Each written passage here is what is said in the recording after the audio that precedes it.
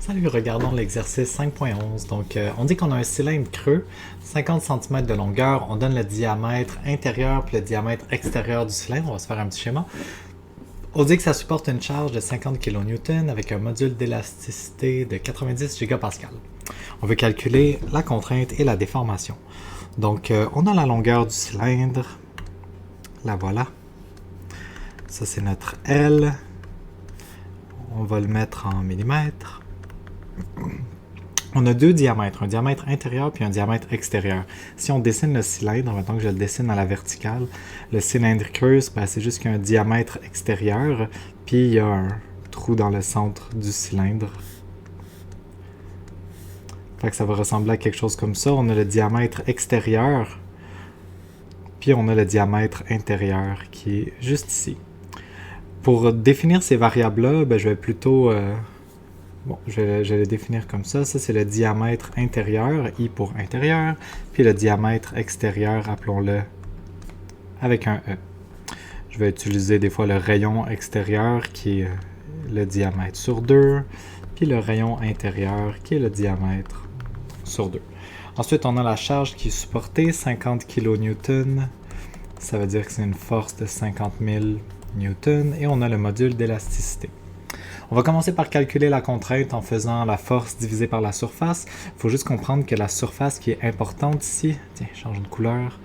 La surface qui est importante ici, c'est la surface du cylindre qui est comme ça.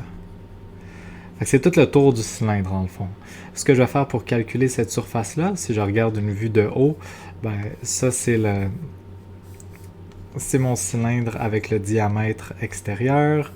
Je vais soustraire l'air de l'intérieur.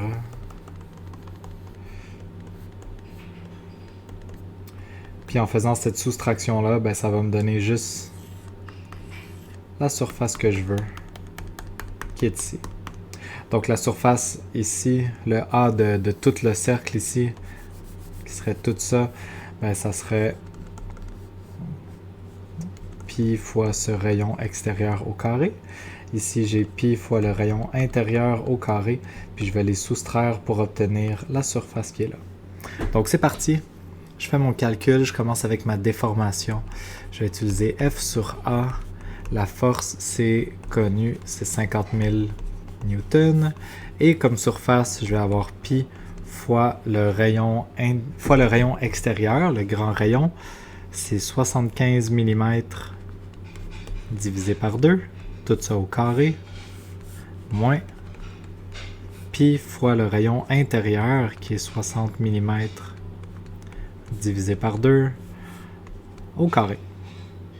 Quand je fais mon calcul, ça me donne la contrainte. Donc en faisant tout ce calcul, ça me fait une contrainte de 31,49 mégapascal. C'est la réponse à la question A.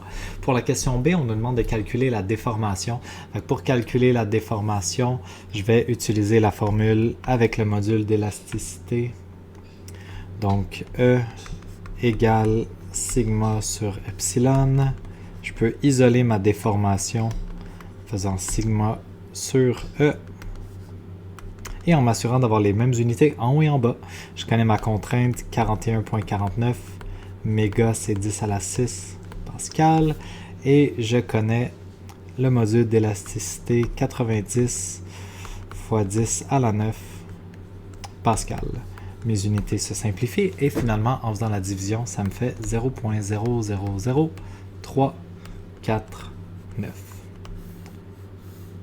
Et c'est la réponse aux deux parties du problème.